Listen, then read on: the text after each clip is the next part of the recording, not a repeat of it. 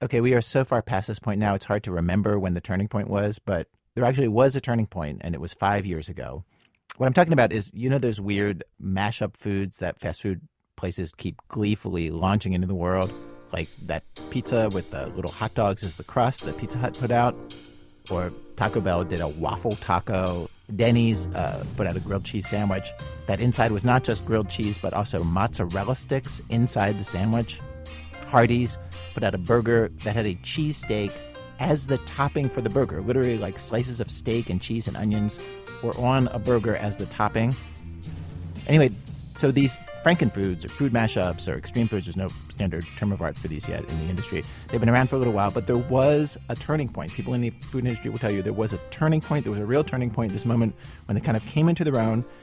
And it was 5 years ago, and it was a sandwich called the Double Down.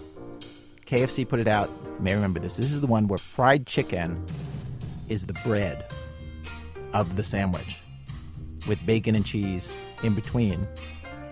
And with the Double Down, one of the things that made it a turning point was, first of all, how extreme it was. But the other is, I think, it became clear that the food industry was in on the joke. Like the Double Down, it was self-aware of its own ridiculousness. And whenever I see an ad for one of these things, I've wondered, okay, if these things exist, that means that somewhere there's a room where people have to make these up and they have to debate, which one are we going to do?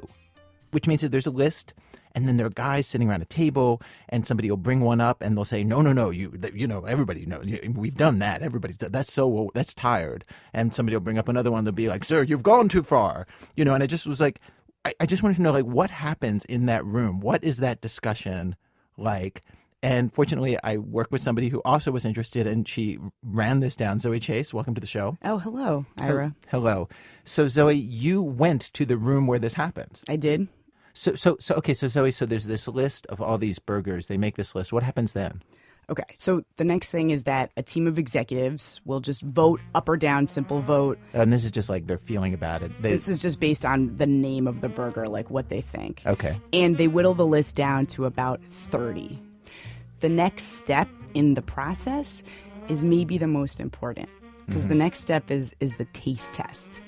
And in the taste test, they make the burgers. They make the burgers that they imagined up in that room. Right. And a few guys sit down in a room, they eat the sandwiches, they discuss intensely, and they decide which ones will be real, which ones are going to move forward, actually be marketed, released into a few restaurants, tested on actual consumers, and maybe go national. Okay, and so this is the room where they figure out, so not just what the new foods are going to be, but what they're going to call them and what story they're going to tell us to get us to buy them? Yes.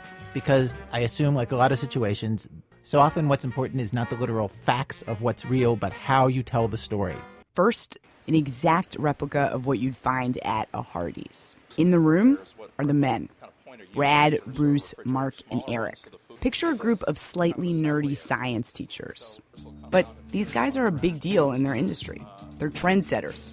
For instance, meat as a condiment, these guys made that a thing. Like pastrami on a hamburger or that cheesesteak on top of the burger, that was in the early days of the food mashups. We're going to start with breakfast items and get our palate warmed up that way. Today, Brad, Bruce, Mark, and Eric sit together at an industrial table. You two. We each have a place setting and a printed menu. We'll start with a cinnamon swirl French toast breakfast sandwich, kind of a sweet and savory combination for breakfast. A steak and egg biscuit after that. A mac and cheese thick burger. I'm reading this now. Steakhouse thick burger. Big chicken masher, pepperoni pizza fries, and a ding-dong ice cream sandwich for dessert. And they have to maintain an appetite through the whole thing. And the only way we can do it is that these cups become very important. We use spit cups. It's like a wine taster or a coffee taster. Except burgers. Just big plastic to-go cups full of chewed-up burger. A wrapped-up breakfast sandwich then arrives in front of each of us, the steak and egg biscuit. Steak and egg biscuit. Bite, chew, spit. The biscuit, I'll say, incredible. Steak and egg, Then, one by one, they each give their opinion. I like the idea of a steak and egg biscuit, but I was expecting kind of more of a grill flavor. Visually, also, I thought I really wanted to see like the char-broiled character, and it looked a little more baked or boiled kind of beef. It didn't have the visual I wanted. So I think we got some work to do. Mark? Yeah, pretty similar. These guys aren't chefs. They're marketers. Their expertise is in, will America actually buy this thing? Which is answered in the look as much as the taste. The next sandwich up, it's a large burger. Bacon, mac and cheese, thick burger, macaroni and cheese, and bacon bits. Again, chew, spit, talk. It tastes like a bacon cheeseburger, a good one, but it's weird because noodles. I'm not sure what to do with this one because it's cheesy, which is really important. You taste the macaroni and cheese, but overall that's kind of a bland flavor. And if we put other ingredients on it to make it overall more flavorful, I'm a little worried we're going to cover up the mac and cheese because it's a subtle flavor. So I have no good idea for how to fix that. Fun idea, though. Same thing I was struggling with. That I don't know if it's texturally. There's nothing that comes through with the macaroni. Yeah, there's nothing that just makes it pop. I guess I was just wondering where was the hot sauce. Brad, Bruce, Mark, and Eric are pensive. The hot sauce idea is kind of interesting. It would actually be like a buffalo mac and cheese would be kind of, yeah, that'd be pretty cool. Yeah, Tabasco might be too just vinegary, but buffalo might work. Either way, I think I'd like the visual better if it was added as a sauce because then it would run like streaks through. There are a few reasons that guys like these are churning through these food mashups right now. One big one is fast food is losing market share to places like Chipotle, Panera, more upscale, healthier. So a way for fast food to compete is to go in the other direction. Downscale, greasier, sell to their core customers, 18 to 34-year-old guys. Though industry analysts told me it's nearly as many women as men. And of course, there's money to be made in selling a sandwich that makes people want to take a picture of themselves while they eat it. But only to a point. The question is, will they eat it twice? The Double Down, you know, the one where the chicken is the bun? As groundbreaking as it was, it didn't sell that great after people tried it once.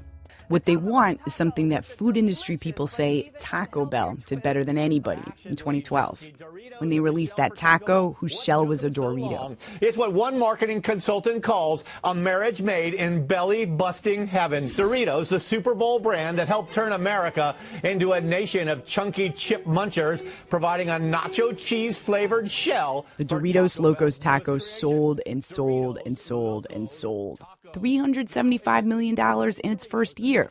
This is an amazing year for Taco Bell. Every sandwich that arrives on our plates here in Hardee's Test Kitchen, that is the goal. It's not enough for a product to taste good. It has to sound good, or you'll never find out that it tastes good. What they're looking for is the story they're going to tell to explain why the weirdness makes sense. And it's got to be a pretty good story. Simple, punchy, half ironic wouldn't hurt. That is just as hard as coming up with the sandwich. Here's an example of when it works. The product is a hamburger, topped with a hot dog, topped with potato chips. But listen to the story they tell about it. What's more American than a cheeseburger? This cheeseburger, loaded with a hot dog and potato chips. In the hands of all-American model Samantha Hoops. In a hot tub. In a pickup truck, driven by an American bull rider. On an aircraft carrier. Under the gaze of Lady Liberty, as she admires the most American thick burger with a split hot dog. It can be really hard to figure out what to say, even about a burger that's delicious. At this stage, in this kitchen, there are no consumer surveys, no charts in front of them, no research, just gut. They just have a feeling. People will be weirded out, and that feeling is built into this process. Zoe Chase is one of the producers of our show.